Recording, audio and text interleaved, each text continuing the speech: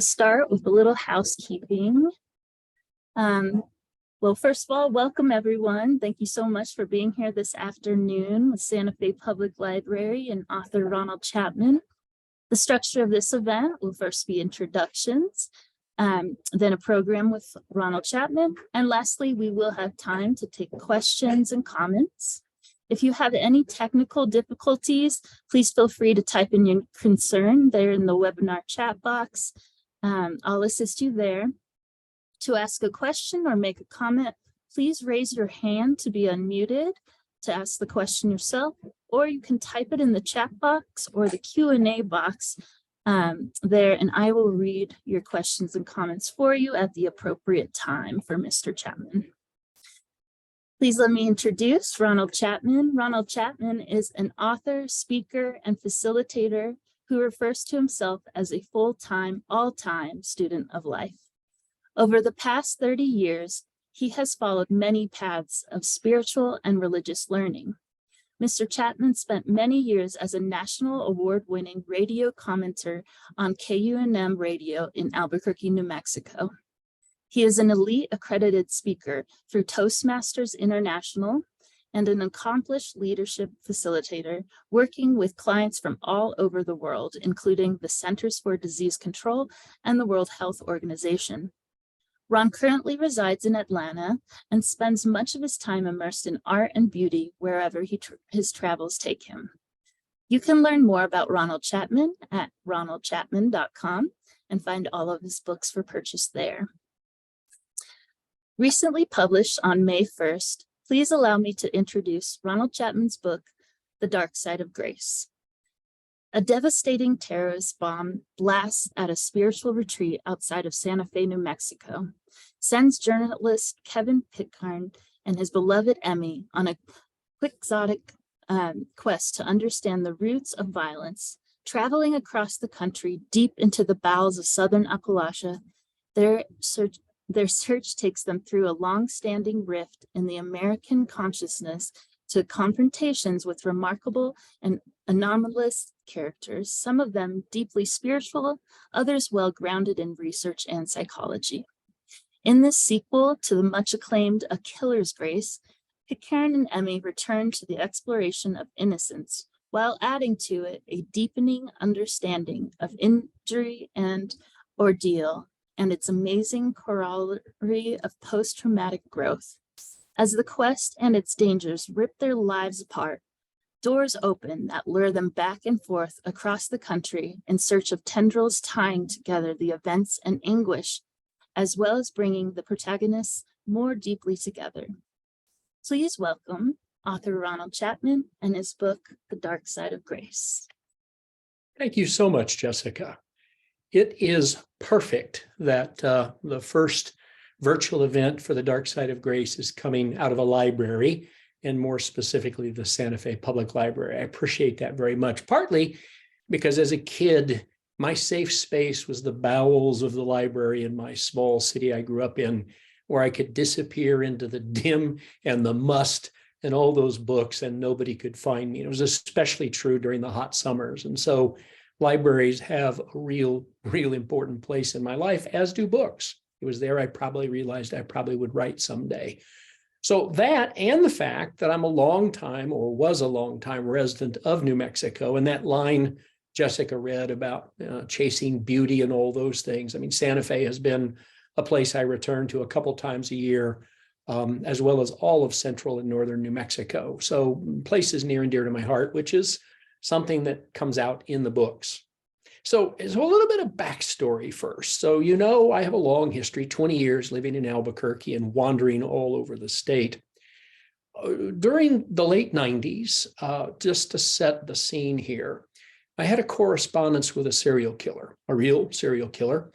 And long story short is he raped and murdered 7 women, and he and I had quite a correspondence.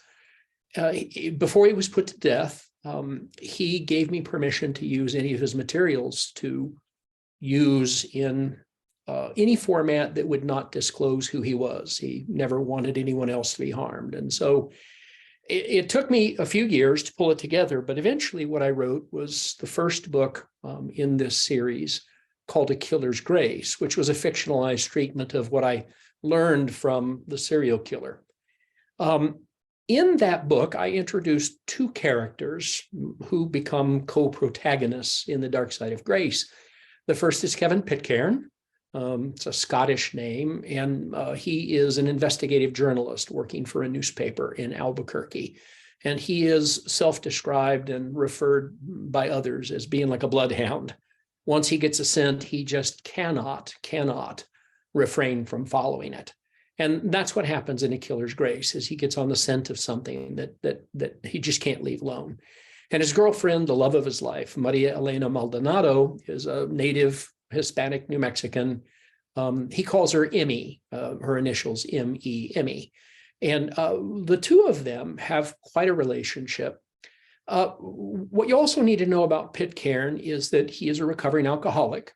I once interviewed an author on KUNM, and I asked him, well, what are you writing that is, about you? And he said, Ron, all writers write biography because we only have our own frame of reference. And so Pitcairn is in some ways my I guess, emotional, psychological doppelganger, because I too am in recovery from alcoholism, and there's a lot of recovery material in here.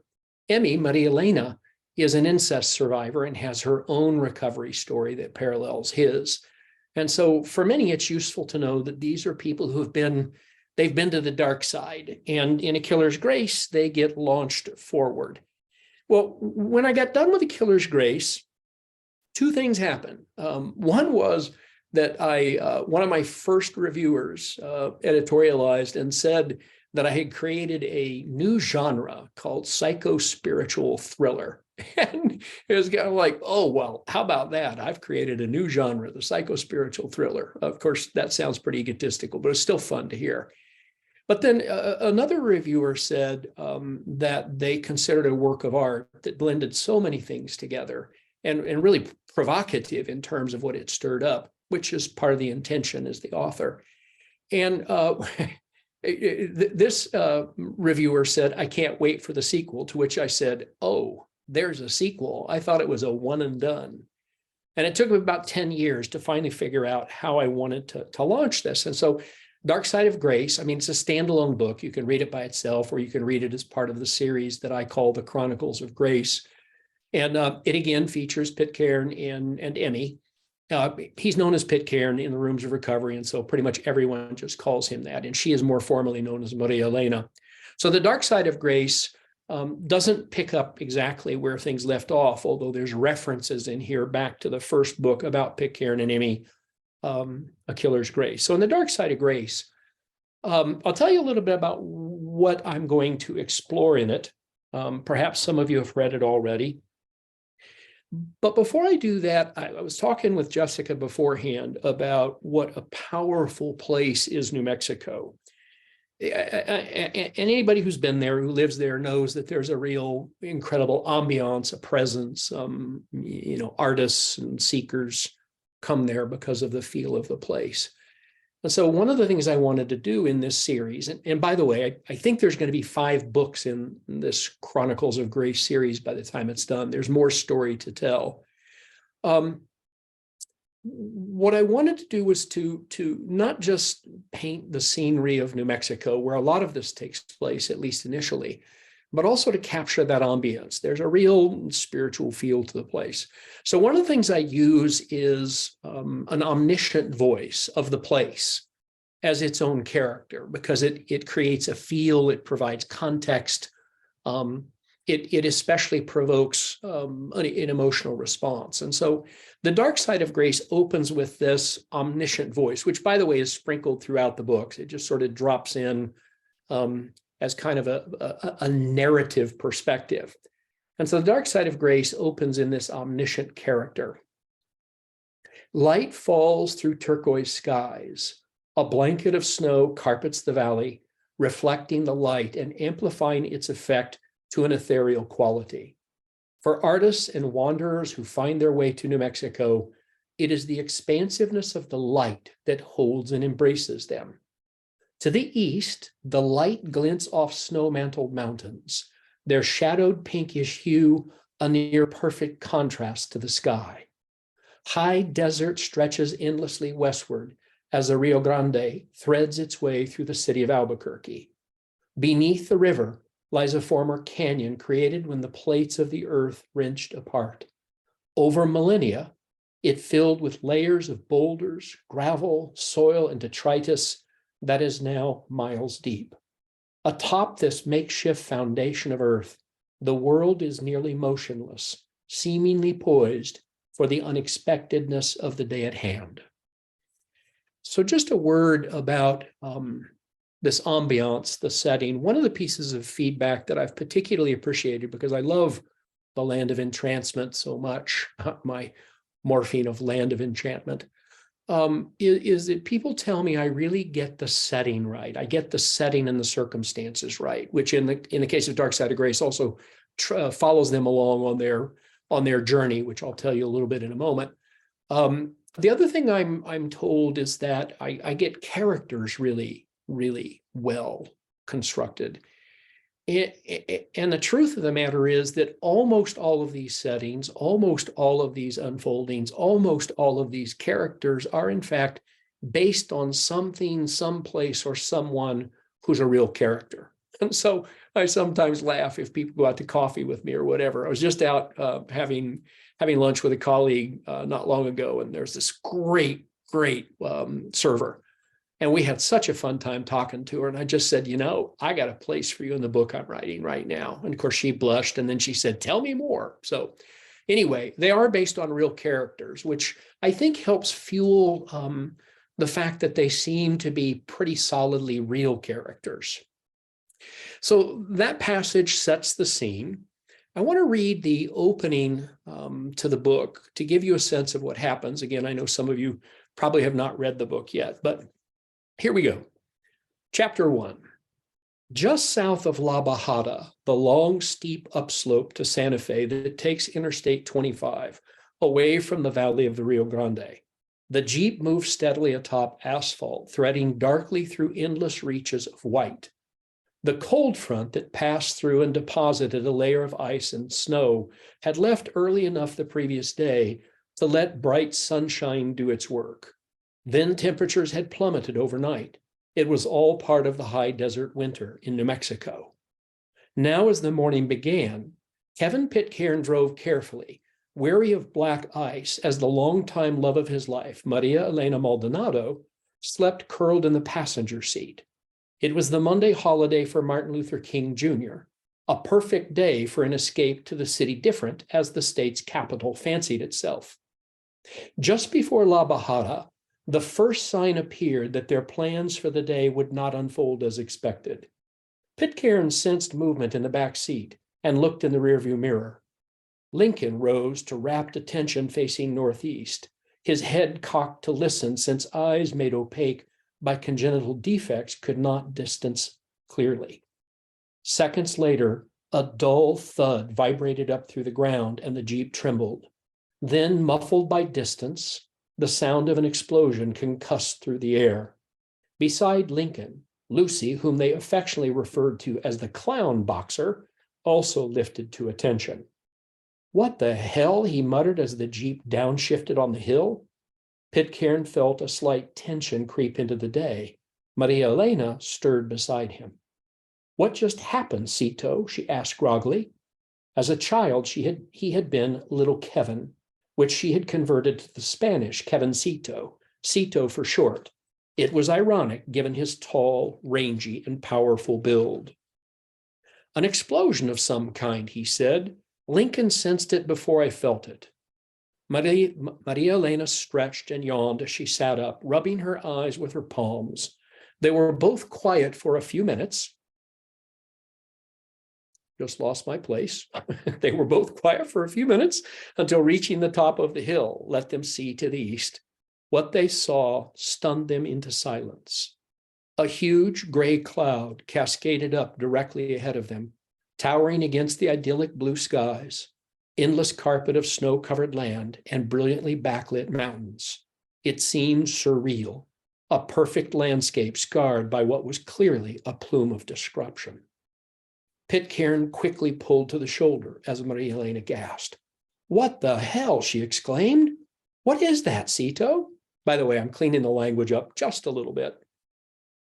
"Turn on the radio, please, Emmy," he urged. It was his term of endearment for her, a playful take on her initials. Pulling off the pavement into the grass, he snapped open the door and stepped out. Suddenly, Lucy responded to his owner's distraction and bolted into the brush. Pitcairn cursed and darted after her. Then he stopped as he realized it was hopeless in catching her. He took a deep breath, looked around, and began to think of a plan to keep her from running onto the road. An instant later, Lucy burst from behind a clump of scrub and raced toward him, only to find her breakneck speed impossible on the ice hiding under the snow. Madly scrambling her legs, tongue lolling from the side of her mouth, she tumbled out of control into a chamisa just beside him. A powdery coating of snow exploded. Lucy yelped, spun like a crab, and emerged dappled in white and panting. Looking up at Pitcairn, she shook herself, then leaped toward him with great exuberance. He braced himself on the slippery surface and caught her before she knocked him down, then grabbed her collar firmly. Knowing her frolic was over, Lucy settled quickly and gazed at him lovingly. Pitcairn could not help but laugh. It was an insane moment which brought with it a release. When you've seen the humor, you've seen the truth, he reminded himself as he turned to watch the billowing cloud. Already its fringes were beginning to dissipate and feather off into the morning light. As he walked back to the Jeep, Maria Elena came out with a look of deep concern. "I just heard a first report on the radio, Cito. The explosion was at a Sufi compound near Glorieta. There are no details, but it sounds really bad." "There's a Sufi place up there?" he asked. "Yeah, south of the Christian Retreat Center." Pitcairn thought for a moment. "Could be a gas line, but I got a sixth sense it's some kind of violence." Maria Elena pressed herself reassuringly against him, sliding her hand gently across his shoulder. She kneaded his neck muscles lightly. "Do you want to drive up there and check it out?" he asked. Maria Elena looked up at him. The deep, dark pools of her eyes studied his face. "Given how this kind of stuff seems to keep finding you, do we really have a choice?" He kissed the top of her head. "Always a choice, except when there isn't a choice." "Okay," she shrugged. "Let's see what happens. But I want to try to get some of the plans for our day back on track if we can." Captivated by the sight of the looming dark cloud, they continued to watch for long, silent moments. That's chapter 1, and just a couple of comments here before I read a little bit of chapter 2 again to get the scene set properly for what I want to say thereafter. Obviously, dogs play a big part in the storyline. Lucy and Lincoln, they're modeled on a couple of pugs that I had and walked the desert with for many, many years in Albuquerque on the West Mesa, where a lot of this stuff sort of came into being and came into thought. So dogs are just a really important part. And the relationship between Pitcairn and Emmy is a really powerful one for me. I've been asked, Pitcairn, he's a model on myself and others who I know in recovery, but as well as a very long time friend who was actually an investigative journalist. Emmy is really kind of a composite. I can't really say where she exactly came from, but she strikes me as this perfect, fiery companion. And since they're sort of bonded in violent histories, that it becomes a point of connection between them, as you'll see in just a little bit more that I want to read. So a little bit from chapter 2. Steady updates on the radio painted the emerging story. It had been a massive blast with a number of deaths and injuries. Local emergency responders were arriving, followed by FBI and ATF investigators who were en route. Pitcairn turned off the radio when the broadcaster said the Department of Homeland Security had mobilized personnel and raised the terror alert level. The noise of the tires messed the quiet in the Jeep until Maria Elena spoke. "That is some serious shit." Deep in thought, Pitcairn nodded and glanced toward her. Looking back at the road, he noticed he had a near-death grip on the steering wheel. He could always feel the tension grow with his first steps into a place of violence or destruction. It was a visceral response, a kind of psychological hangover from his childhood. He noticed Maria Elena's light touch on his forearm and remembered to breathe. Pulling his shoulders back and rolling his head from side to side, Pitcairn drew in a long, measured inhalation then exhaled quickly. After several repeats, the release was dramatic. "Thank you," he said, reaching over to squeeze her thigh. "De nada. Sometimes a troubled man needs a good woman to remind him who he really is." "And," he cued her. She danced her hands in the air. "And you are an exceptionally good man who is occasionally lost in history that no longer applies." Pitcairn laughed. She asked, "Were you in Trauma Land?" using their whimsical take on a theme park filled with false realities and twisted characters. "No, I was there for a moment, but as soon as I started breathing, it released and Kari came to mind." He smiled wistfully, thinking about Kari Clausen, the trauma counselor who taught him the technique. Who could imagine that a guy like me would have the good witch of the high desert for spiritual advice? The question hung in the air as they heard the first of many sirens. Traffic was light, but even though the radio said the interstate was unaffected by the explosion, emergency vehicles blocked off the next several exits. As they climbed steeply to Glorietta Pass, they could see the blast cloud continuing to dissipate, leaving behind a haze of smoke and dust. "I guess we're going to have to be creative," Pitcairn said. Turning south, the road narrowed as it wound up into the mountains. At a hairpin curve, he quickly shifted into four-wheel drive and veered right onto a snow-covered forest road. After a few stops, where openings and vantage points proved to be illusory, they crept through a tight rocky niche at a broad curve and saw an overlook where the tree cover fell away. Pitcairn stopped in the middle of the road and turned off the ignition. Reaching into the back seat, he grabbed his winter duffel and pulled out a wool scarf for Maria Elena and leather gloves for both of them. The doors of the Jeep whined as they opened in the cold air. Lucy was vibrating with energy that needed release again, while Lincoln just stood quietly. Pitcairn let them out, and they walked up a slope. Their lungs worked harder with this elevation, while their breath formed small clouds of vapor.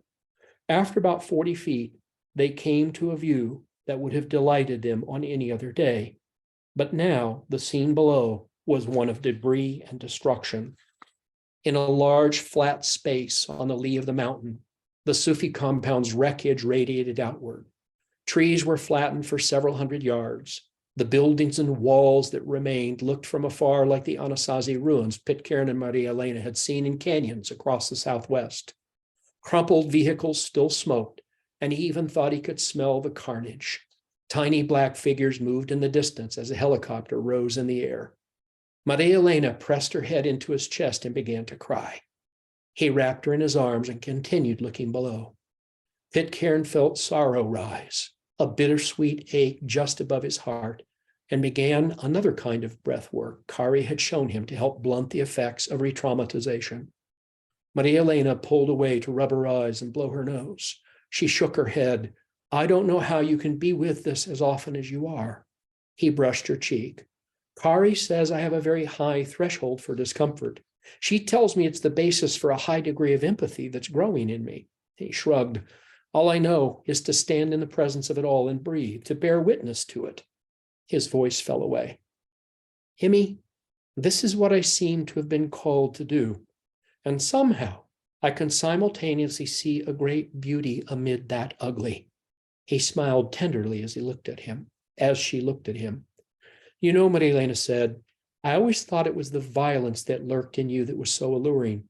But right at this moment, I realize it's the compassion that I love so much." Pitcairn quickly raised a hand. "I can't see what you and others see in me." He chuckled.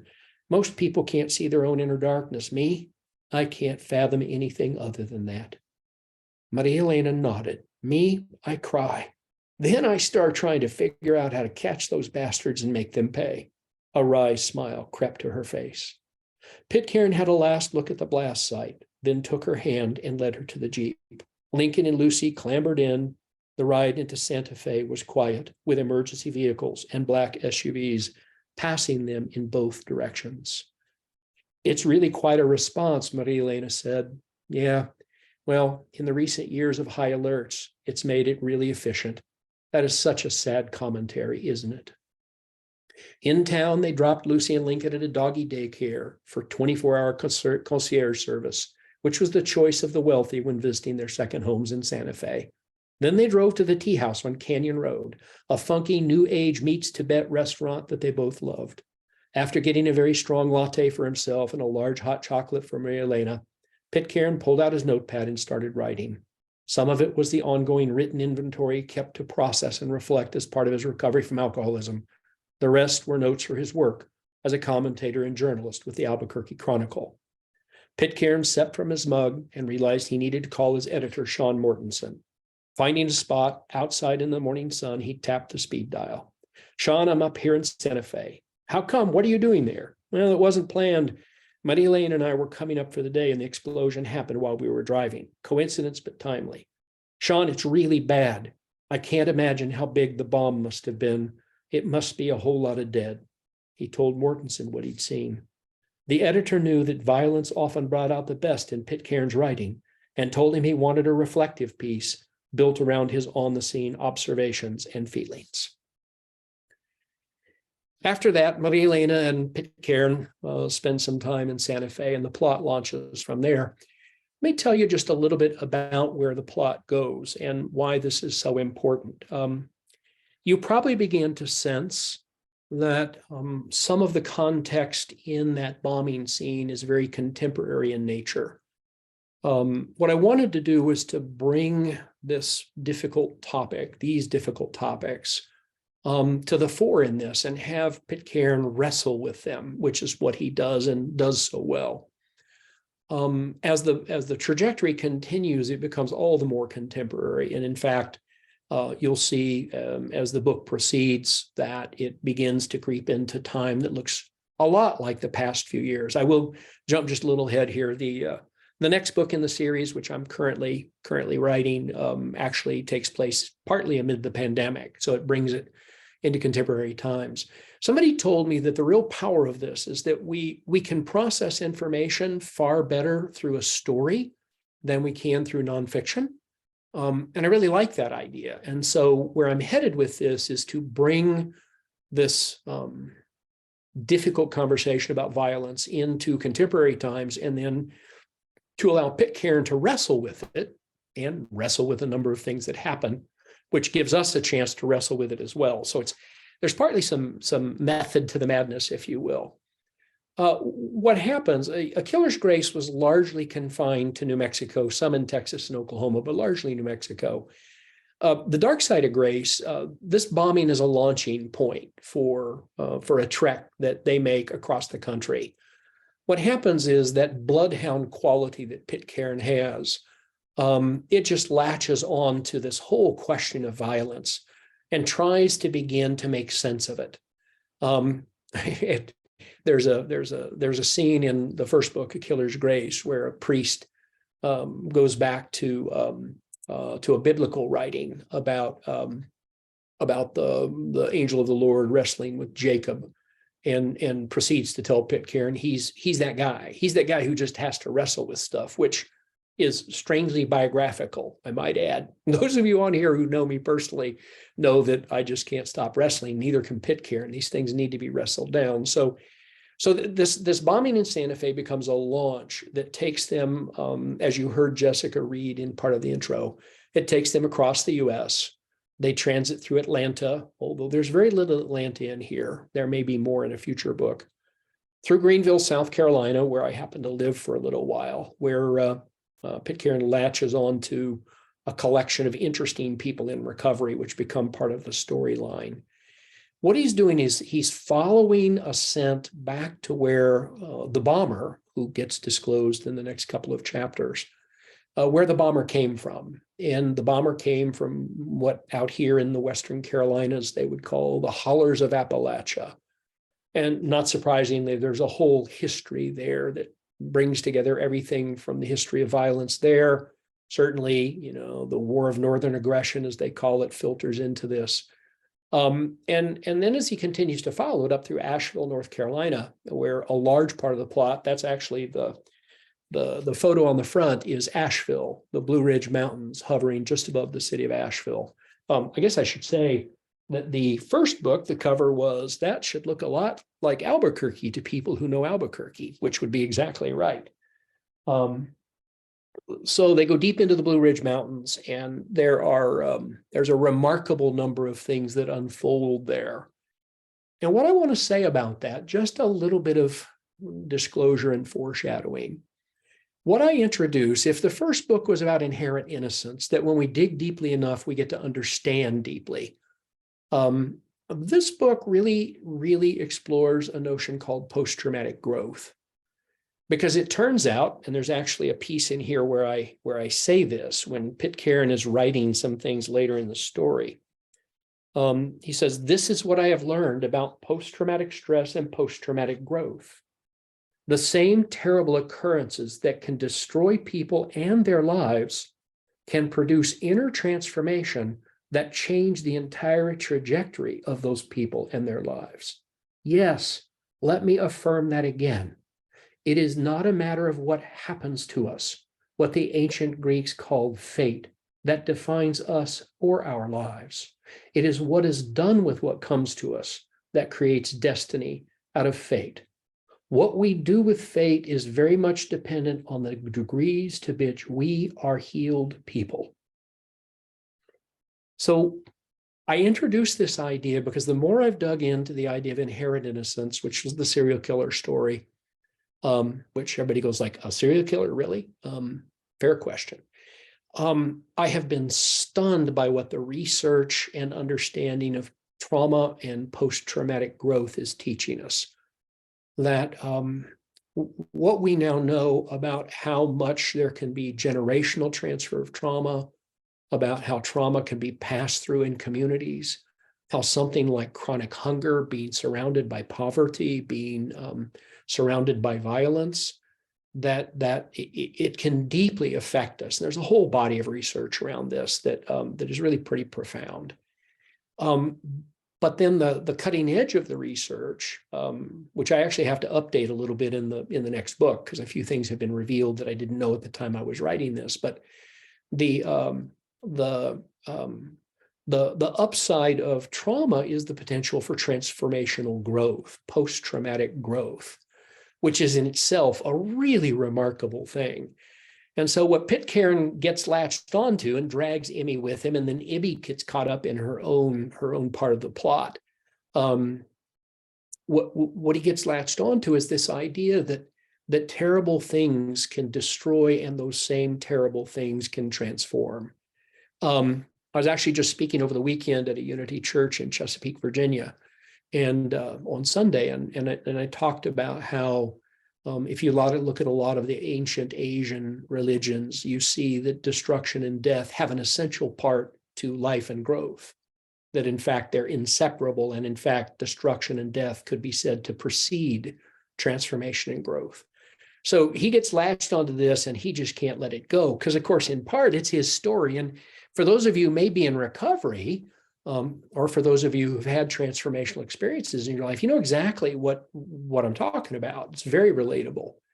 But the main reason to write about that is I want people to think really deeply about this idea that bad things can define us in ways that are perhaps irreparable. And sometimes that really is what happens. I have been watching this for years in recovery, and my practice takes me into difficult places dealing with suicide. This is when I'm not writing books practice, which is in public health and in the recovery world.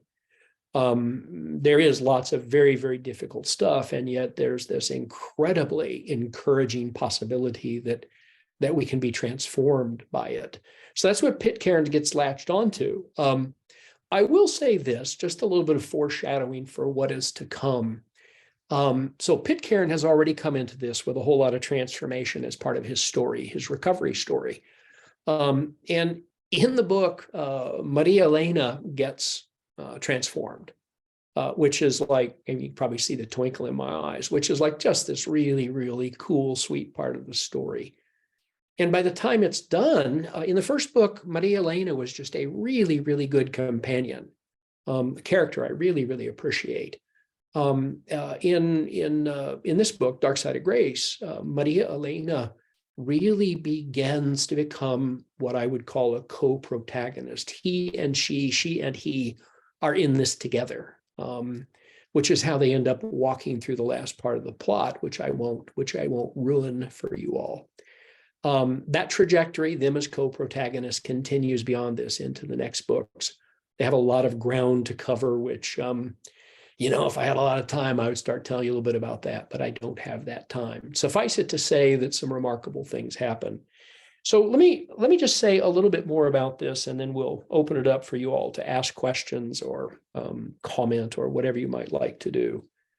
What I'm really intrigued by that is carrying this plot forward, and it's apparently a story I just have to tell. The thing that I'm intrigued by is this whole idea of psychospiritual transformism, that there's an incredible pathway that may be available to us if we can dive deeply enough into some of these difficult topics. My good friend Jim P., who's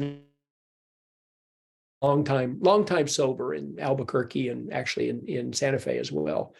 And he used to say, he looked just like Colonel Harlan Sanders. And he would say in this gravelly voice, cuddle up to your fears and your pains, make friends with them, see what they have to teach you. And you can tell he probably was a very significant mentor for me. So I'm following this story. Pitcairn and Emmy are gonna go down this path, and I can't wait to see what you all are thinking about this. So Jessica, I will stop yammering. It looks like we got just about the right amount of time. I know you're going to orchestrate from here, so I will put myself in your good hands. Thank you so much. Thank you for sharing all those chapters and all the insight on your writing. If you have a question, please feel free to click the raise hand link there on the bottom of the screen. That way we can unmute you and you may ask yourself or make a comment. You can also write your question or comment in the chat box or that Q&A box you'll also find at the bottom of the screen. Susan writes, Ron, I loved The Dark Side of Grace. Thank you so very much for following your heart and calling and pouring forth from the deep well of your life. Your body of work is a blessing to us all. Reese. Well, isn't it a crazy thing, Reese and others, that you can write about dark, difficult things and it can be useful to others, which tells me that I'm not the only one who has to work with dark and difficult things. I will tell you, when the last book came out, Jessica, I did an event at Collective Works there in Santa Fe. I should say Terra Nova Books is the publisher. They're right there in Santa Fe, Marty and Scott Gerber. So you probably know them well. But I did this event at Collected Works there in Santa Fe. And there was a woman there from Florida whose sister had been murdered.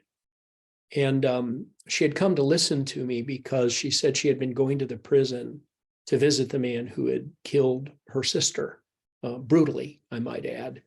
And she said, I learned his story and I understand why and how he became violent. She said, I really understand why my sister paid with her life. But then she said, what I wanted to talk with you about, and she and I chatted for a while afterwards, said, I want to know how to forgive because I can understand, but my heart is, I'm going to cry, my heart is so broken. I do not know how to move past this violence. And that became what we began to talk about. I so admired the fact that she was willing to not just confront. I mean, she really didn't confront the killer. She wanted to understand, and what a brave thing that was. So right there in Collected Works. It is so brave. I could understand the need to understand why such senseless things or seemingly senseless whatever happen. So for you and the challenging work you do outside of writing, I'm sure writing's challenging in its own ways, but in public health and recovery, is writing the fictional stories therapeutic and necessary for you in recovery for your own personal wellness and with the work you do? Yeah, that is such a great question. I think I have two answers to it, Jessica. One is, yeah, there's something incredibly cathartic about being to capture these things one has wrestled with and to put it into a credible story, credible storyline. I mean, we are like story devouring creatures. And so there's something, if not cathartic, there's something really, a friend of mine says that what we want to do is we want to make sense of things. And so it's sense making by trying to translate it into a fictional story. And of course, fiction gives you just enough distance from it that you can depersonalize it some, which allows for, in the trauma world, by the way, I'm pretty informed on trauma and actually practice some of that as part of my practice, but it actually can promote some of the traumatic healing and so forth. The other part is that, and this is I don't know how this is gonna sound, Jessica.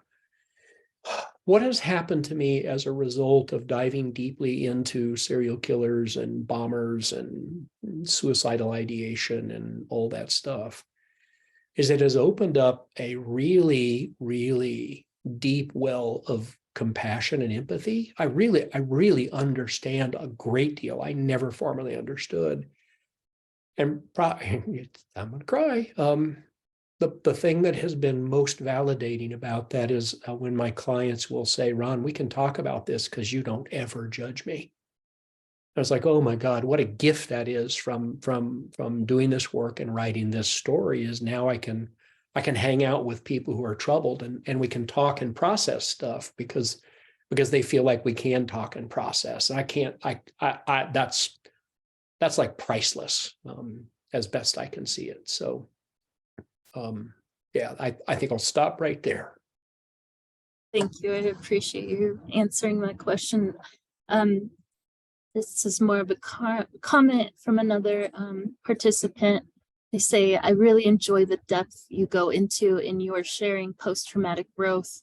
I like this phrase, never put it together that way.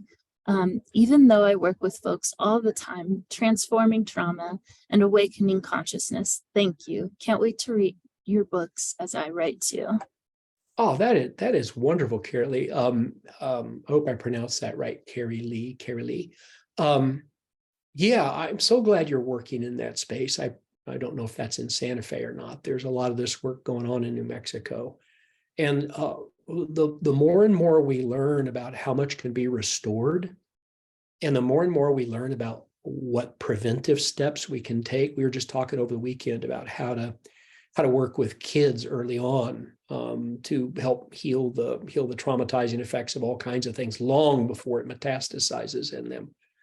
I mean, it's really quite remarkable what the possibilities are. And I got a critique recently that said, let's also be honest, Ron, not everybody heals. So let's don't paint this as a panacea.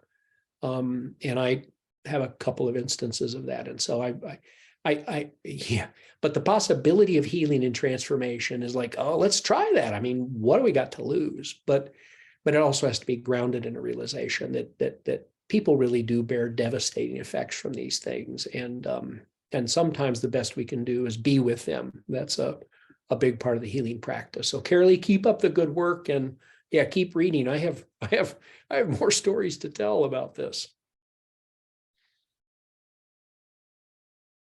Thank you so much. Some people talk about on like the true crime world that maybe there shouldn't be books written about true, serial killers and because possibly that's what they wanted, some kind of, that attention. How do you, I don't think your books focus so much that way, but how would you answer someone who maybe doesn't understand why you would highlight true crime rather? Yeah. Well, let's face it. I mean, somebody said to me, they said, let's be honest, Ron, there's a little bit of the ambulance chaser in all of us, and some more than others. It's that thing that happens when you drive by the road, the rubbernecking, as they call it, where something is crashing and we just can't not look. Or one day I was actually on retreat at the Kripalu Center in Western Massachusetts, and I remember there was a woman there who had taken refuge. She had had some horribly scarring experiences in her childhood, including having significant burns on her body. And I remember thinking, don't stare, Ron. And yet it's just so hard not to look, because because we're drawn to things that are anomalous or unusual, or and so some part of it is I think we can't ignore these things. And then I think there's a part of us that just wants to understand, like, what is up with that. And the funny thing is, the more deeply you explore it, the more you find out that stuff actually does make sense in its own twisted, difficult, problematic way, which is the place, the well of empathy. And so I guess my only, what do I want to say about that? I want to be very mindful myself about not just becoming a rubbernecker ambulance chaser. That I don't want to be that person. I do want to find a way to bring more healing and wholeness into the world. And I guess I should say this too, Jessica. One of the things I'm aware of is that in any given group, like right now, I know there's however many people on here. The research, here goes the public health data geek. The research says that probably 2 out of every 4 or 5 are suffering from some kind of mental health, substance abuse, domestic violence, unresolved grief, trauma, something. And we don't talk about it. We just don't talk about it. And the stuff goes into the shadows, and it just makes it worse. So I really feel like by being able to talk about these things, preferably without just becoming an ambulance chaser myself, that we're actually bringing part of the solution forward. It's kind of like, when all the addicts and alcoholics started coming out of the closets, it's kind of like, oh, good for you, you're in recovery, rather than shame on you, you're a bad human being. So we've seen the same thing happen on a lot of other fronts. Thank you. I think that makes perfect sense, and only helps us as a society better understand. And like you mentioned, we learn so much through storytelling. Yeah. There's a really interesting bit of research that stunned me. All the more reason for us to talk about these things, hopefully in pretty healthy, healing ways, is the research shows that you can't educate away stigma. Stigma, the hate we have for pedophiles and serial killers and rapists and all that stuff. But it turns out that what does work, Jessica, is contact, right? When you actually come into direct, real human contact with people who have those attributes, which is like part of the solution for the racial divide we're presently struggling with in the country. The animosity about politics and so forth, is we're segregating away. And the research shows that the way to heal that stuff is to come into contact with the quote unquote other, because then we find out they're real human beings for the most part, and we can get rid of a lot of stigma and judgment and so forth. That was amazing. I didn't realize that education can't change stigma, but contact can, which is a pretty profound idea. Yeah, definitely. Yeah, if you really think about it, that only makes sense. Yeah. Understanding each other as human. Yeah. Well,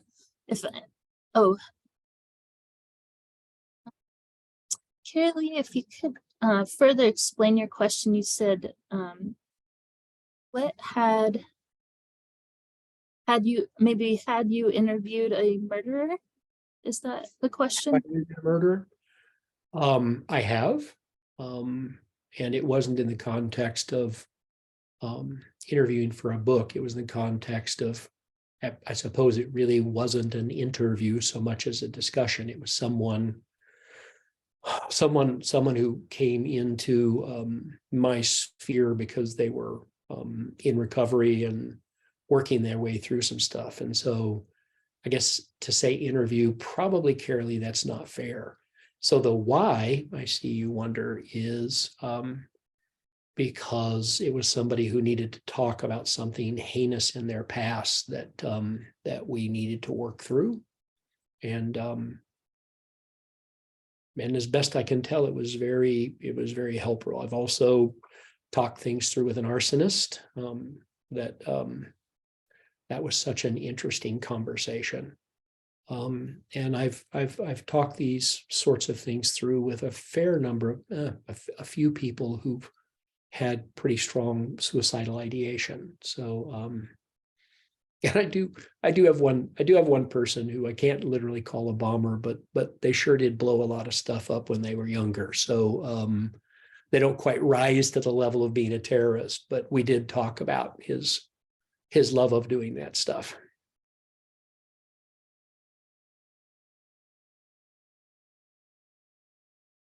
And I did see Carolee's point in the chat about transformational kinesiology. That actually makes perfectly good sense. I do know kinesiology, and presume some of you are familiar with power versus force and that body of work around kinesiology. And so it does make sense. That's definitely something to check out. If anyone else here has any questions or comments, please feel free to raise your hand or write it in one of the chat boxes. I just want to thank you so much, Ronald Chapman, for doing this presentation and sharing all this information and sharing the dark side of grace, recently published May 1st with Santa Fe Public Library and our community here. I so appreciate you doing this with us. And everyone here, you can find copies of Ronald Chapman's books on the shelves of your public library, through your local bookstores and Terra Nova Books, through many online vendors. And you can find those through Ronald Chapman's website. And more information about our author today, ronaldchapman.com. And be sure to check out the library calendar for more of our upcoming events. We got just more thank yous here in the chat for you, Ronald. A million times thank you for doing this with us today. And thank you all for being here this afternoon, joining us online for this. Thank you, everyone, very much. Everyone take care, stay safe, read books, and read The Dark Side of Grace by author Ronald Chapman. Take care, everyone. Thank you, Jessica. Thanks, everyone. See you along the way in libraries.